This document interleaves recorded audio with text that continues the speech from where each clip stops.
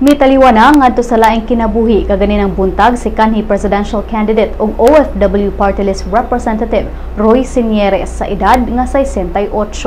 Namatay si Sinieres ganinang mga alas 8 sa buntag dito sa St. Luke's Medical Center sa Taguig.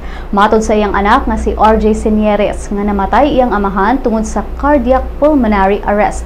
Si Sinieres adunay sakit nga diabetes. Si Sinieres may anunsyo sa withdrawal sa iyang Certificate of Candidacy pagka-presidente ni adto lang Biyernes human sa advice sa iyang doktor nga dili na siya angay ma-stress tungod sa iyang sakit nga diabetes. Ang kanhi OFW representative gipanganak dito sa Mambusaw, Capiz. Nahimo usab siya nga ambassador sa United Arab Emirates ubos sa administrasyon ni kanhi presidente Fidel V. Ramos.